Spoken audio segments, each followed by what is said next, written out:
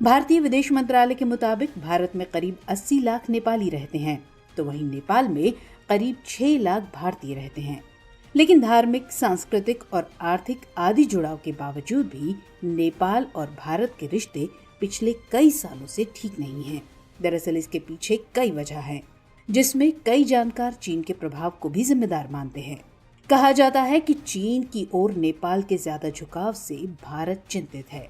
Welcome back. Nepal में नई सरकार आई है और इस नई सरकार को आज 6 महीने कंप्लीट हो चुके हैं। 6 महीने कंप्लीट होने के बाद नेपाल के जो नए प्राइम मिनिस्टर हैं प्रचंडा, वो इंडिया का विजिट कर चुके हैं। वैसे तो एक्सपेक्टेड ये किया जा रहा था कि वो फरवरी में ही जाएंगे, विजिट करेंगे, बट फरवरी में वो ताल्लुकात, वो मामला सेट नहीं हो पाए कि वो विजिट करे इंडिया का। नेपाल के नए प्राइम मिनिस्टर प्रचंडा की जब इंडिया में एंट्री हुई तो कई सारे मामला पे बात हुई है। तकरीबन कोई 6 चीजों पे डील हो चुकी है। इन डील्स की भी बात करेंगे और आपके साथ और भी कई सारी बातें शेयर करेंगे। बट यहाँ पे मैं एक बात यहाँ पे कर दूं कि नेपाल के नए प्राइम मिनिस्टर जब वहां पे गए हैं तो उसके बाद काफी सारी कंट्रोवर्सी स्टार्ट हुई है। तो हम देखने वाले कि नेपाल के जो नए प्राइम मिनिस्टर इंडिया गए हैं तो वहां पे उन्होंने कौन कौन सी चीजों की डील की, कौन कौन सी चीजों की डील के ऊपर साइन किया और ओवरऑल क्या मामला तय पाए उनके बीच में। आइए इस वीडियो को स्टार्ट करते हैं।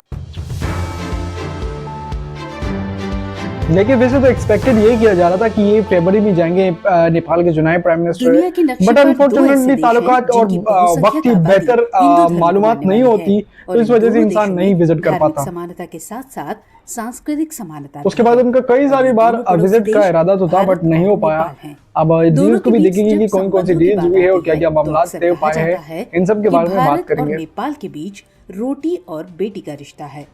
दरअसल नेपाल भारत के साथ करीब 1850 किलोमीटर लंबी सीमा साझा करता है। इसकी सीमाएं भारत के 5 राज्यों यानी उत्तराखंड, उत्तर प्रदेश, बिहार, पश्चिम बंगाल और सिक्किम से लगती हैं। ये 3 तरफ से भारत से घिरा हुआ है। करीबी पड़ोसियों के रूप में भारत और नेपाल मित्रता और सहयोग का एक अनूठा रिश्ता साझा करते हैं।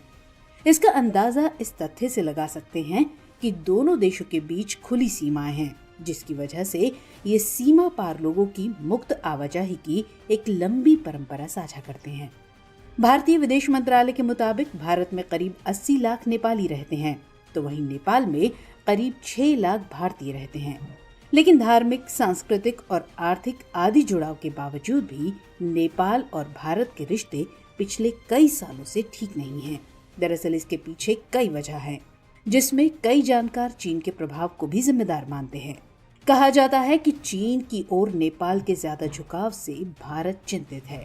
लेकिन अब इसमें बदलाव के आसार नजर आए हैं, क्योंकि हाल ही में नेपाल के प्रधानमंत्री पुष्प कमल दहल प्रचंड भारत की 4 दिवसीय आधिकारिक यात्रा पर थे। प्रचंड एक उच्च स्तरीय प्रतिनिधिमंडल के साथ भारत आए थे। जानकारों के मुताबिक इसका मकसद सदियों पुराने बहुआयामी और सौहार्दपूर्ण संबंधों को और मजबूत करना था। इस दौरान उन्होंने भारतीय प्रधानमंत्री नरेंद्र मोदी से भी मुलाकात की। इसमें दोनों देशों के बीच मौजूदा मुद्दों के समाधान को लेकर चर्चा हुई है। इसमें सबसे बड़ा मुद्दा भारत और नेपाल के बीच 2 दशक पुरानी संधि की समीक्षा का था। अब सवाल उठता है कि ये कौन सी संधि है जिसकी समीक्षा की जरूरत आन पड़ी है। एक सवाल ये भी है कि नेपाल की राजनीति से लेकर वहां के जनमानस में भारत विरोधी भावनाएं आखिर क्यों बढ़ रही हैं? तो हम सभी मुद्दों पर बात करेंगे। चलिए एक एक करके इनको समझते हैं। असल में भारत और नेपाल व्यापार और वाणिज्यिक आदान प्रदान का एक लंबा इतिहास साझा करते हैं। इसे 90 के दशक में और मजबूत बनाने की जरूरत महसूस हुई। लेकिन नेपाल जो है वो काफी अच्छा काम कर रहा है। बट नेपाल और भारत ने एक समझौता किया जिसे इंडो नेपाल ट्रांजिट ट्रीटी यानी भारत नेपाल पारगमन संधि के नाम से जाना जाता है। ये दोनों देशों के बीच व्यापार को नियंत्रित करती है। इसमें एक प्रावधान है कि अगर आवश्यक हो तो दोनों पक्ष आपसी समझौते से इसे संशोधित कर सकते हैं। लेकिन लागू होने के बाद से ये संधि बिना संशोधन के समय समय स्वतः ही नवीनीकृत होती रही है। ऐसा इसलिए कि संधि में न तो नेपाल और न ही भारत किसी तरह का संशोधन चाहते थे। इस तरह इसका जनवरी 2020 में आखिरी बार स्वतः नवीनीकरण हुआ था। लेकिन इसके बाद नेपाल इसकी समीक्षा की मांग करने लगा। दरअसल उसके मुताबिक इस संधि के कुछ प्रावधान मौजूदा हालात के लिहाज से पुराने हो गए हैं और इसलिए इसकी समीक्षा किए जाने की जरूरत है। दरअसल नेपाल इसमें अपने लिए और ज्यादा रियायतें चाहता है। वो इसके जरिए भारत के अंतर्देशीय जलमार्गों तक ट्रांजिट यानी पारगमन की राह तलाश रहा है। इससे उसके आयात और निर्यात के लिए लागत और समय की बचत होगी। वो भारत के आंतरिक जलमार्गों का इस्तेमाल करते हुए भारत के विभिन्न समुद्री बंदरगाहों से नेपाल तक सामान ले जाने में सक्षम हो जाएगा। चलिए अब हम चर्चा के अगले सवाल पर आते हैं कि वो कौन से मुद्दे हैं जिनकी वजह से दोनों देशों के रिश्ते करीबी होने के बावजूद भी बहुत जटिल हो गए हैं। तो असल में दोनों के बीच सीमा विवाद रिश्ते में खटास की बड़ी वजह है। अक्सर ऐसी खबरें आती रहती हैं कि भारत और नेपाल के बीच 98% सीमा क्षेत्र की मैपिंग हो चुकी है और इसमें केवल 2% क्षेत्र बाकी है जिसकी मैपिंग होनी है। माना जाता है कि साल 1981 में नेपाल और भारत के बीच सीमांकन का काम शुरू हुआ था, लेकिन अभी तक इस मुद्दे पर कोई एक राय नहीं बन पाई है। आलम यह है कि महाकाली नदी नेपाल से निकलती है या भारत से, इस पर दोनों की अलग अलग राय है। दरअसल साल 2005 में पश्चिमी नेपाल में दार्चुला के गरबांग क्षेत्र में सीमा सर्वेक्षण करने वाले नेपाल और भारत के सीमा तकनीशियनों के बीच इस मुद्दे पर बात नहीं बन पाई थी। हालांकि साल 2014 में प्रधानमंत्री नरेंद्र मोदी की नेपाल यात्रा के दौरान दोनों देशों के नेताओं ने सीमा मुद्दे को हमेशा के लिए ठीक करने की बात कही थी और इसमें सबसे ज्यादा कालापानी, लिपुलेख और लिम्पियाधुरा को लेकर विवाद है। भारत ने साल 2019 में कश्मीर की विशेष स्थिति को रद्द करने के लिए अपना नक्शा अपडेट किया, तो इसमें कालापानी क्षेत्र को भारतीय क्षेत्र के रूप में दिखाया गया था।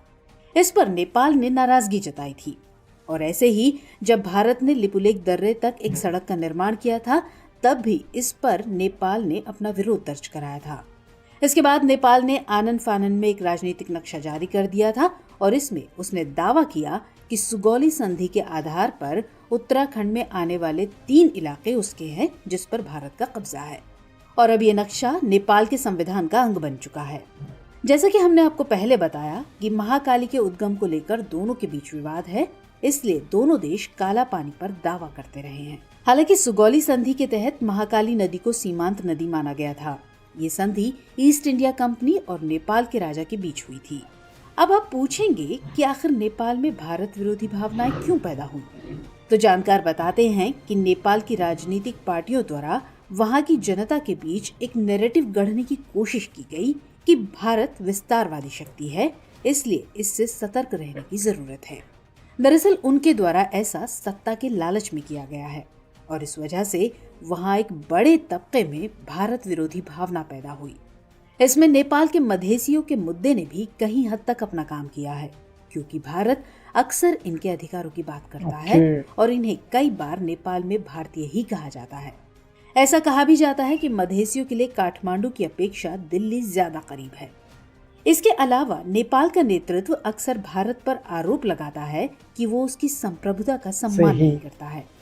उसके अनुसार साल 2015 में नेपाल जब अपना संविधान लागू कर रहा था, तब भारत ने ऐसा न करने की जिद की थी।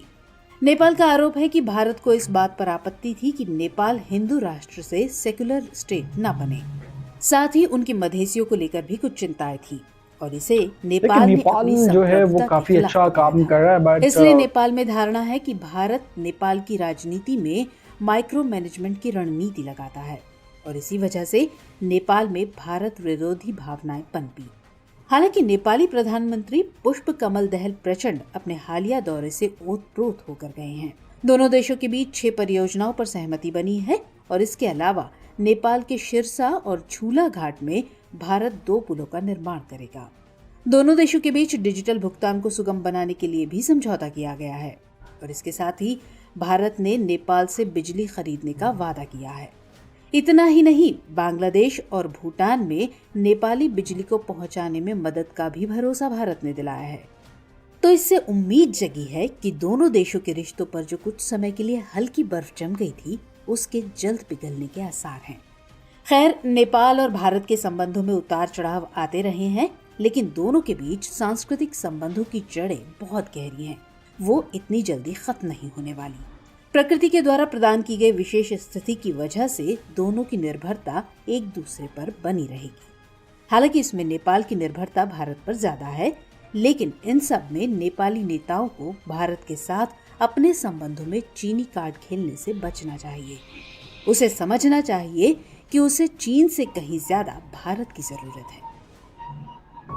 देखिए, इस बात में अगर हम नेपाल के ताल्लुकात के बारे में बात करें, नेपाल के नए प्राइम मिनिस्टर के बारे में बात करें, वैसे नए तो नहीं, उनको तो काफ़ी टाइम हो चुका है, बट वो जब नेपाल गए तो उनकी सबसे मेन प्रायोरिटी यही होगी कि वो काला पानी, लेपुलेख और लिम्पियाधुरा के बारे में ही बात करें, क्योंकि इस न्यूज़ में भी यही बताया गया कि वो अगर गए हैं तो उनको सबसे पहले इन चीज़ों के बारे में बात करनी चाहिए। उसकी वजह यही बताई गई कि अगर वो इन मामलात के बारे में बात करेंगे तो ये सबसे बेहतर उनके ताल्लुकात का स्टार्टिंग होना चाहिए, क्योंकि वो अगर पीएम मोदी यानी इंडिया के प्राइम मिनिस्टर से बात करें कि यार अगर कोई सोल्यूशन नहीं मिलता तो कोई सोल्यूशन ढूंढो जिसके दोनों देशों के आपस के ताल्लुकात भी खराब ना हो और दोनों देश के लोग भी दूसरे को जो है ना वो बुरा ना कहे, तो इन चीज़ों के बारे में बात करें। वैसे जो अगर 7 डील बताई गई है तो उनके बारे में भी बात करनी चाहिए कि वो कौन सी डील्स हैं, वो नेक्स्ट वीडियो में हम इंशाल्लाह आपके साथ शेयर करेंगे। बट यहाँ पे मैं अगर एक चीज़ को देखूँ तो इस न्यूज़ के मुताबिक और मेरे मुताबिक नेपाल के जो प्राइम मिनिस्टर है वो पीएम जो है ना प्रचंड, उनको कहते हैं, प्रचंड उनका नाम है, पुष्पकमल दहल, तो उनको सबसे पहले ही नेपाल के ताल्लुकात के बारे में बात करनी चाहिए कि नेपाल के इंडिया के साथ ताल्लुकात बेहतर कैसे करें, क्योंकि अभी तक इस प्राइम मिनिस्टर को यानी इस गवर्नमेंट को और इसकी जो जितनी भी कैबिनेट है उनको इंडियन मीडिया सिर्फ और सिर्फ प्रो चाइनीज़ गवर्नमेंट कह रही थी। और इस वीडियोज़ के अलावा भी मैं कई सारी वीडियोज़ में आपको बता चुका हूँ कि इसको प्रो चाइनीज़ गवर्नमेंट कहते थे इंडियन मीडिया, क्योंकि ये चाइना की तरफ थोड़ा मानना झुकना होता है, क्योंकि जो नया एयरपोर्ट था उनकी वजह से बना है। अब अगर ये ताल्लुकात और भी बेहतर हो जाते हैं, क्योंकि ये एक मुलाकात हुई है, हो सकता है इसके बाद और भी मुलाकात हो, और जितने ज़्यादा मुलाकात इनके उनसे होंगे उतने ही इनके ताल्लुकात बेहतरी की तरफ जाएंगे। दूसरी चीज़ की अगर हम बात करें तो बॉर्डर इशू को सॉल्व करें, जो बॉर्डर पर जितना भी लड़ाई झगड़ा चल रहा है, बॉर्डर पर लोगों को आने देने नहीं जा रहा, इसके अलावा जो डिस्प्यूट चल रहा है, सबसे बड़ी इशू, सबसे बड़ा मसला जो इस टाइम पे है वो जो है वो डिस्प्यूट का मामला है। डिस्प्यूट का मामला अगर सॉल्व हो जाता है तो फिर और कोई भी बात नहीं रह जाती, और इन डिस्प्यूट वाले मामलात को ही सबसे पहले सॉल्व करना चाहिए नेपाल की और इंडिया की गवर्नमेंट को। तो मैं तो सबसे पहले यही कहूँगा कि इन डिस्प्यूट वाले मामलात को देखा जाए, इस डिस्प्यूट वाले मामलात को सही करें, तो फिर इंशाल्लाह आगे ताल्लुकात और भी जितने होंगे वो खुद बखूबी बेहतरी की तरफ जाएंगे। अगर आज की वीडियो अच्छी लगी हो तो फिर मिलते हैं किसी नेक्स्ट वीडियो में, तब तक के लिए दीजिएगा इजाज़त, अल्लाह हाफिज़।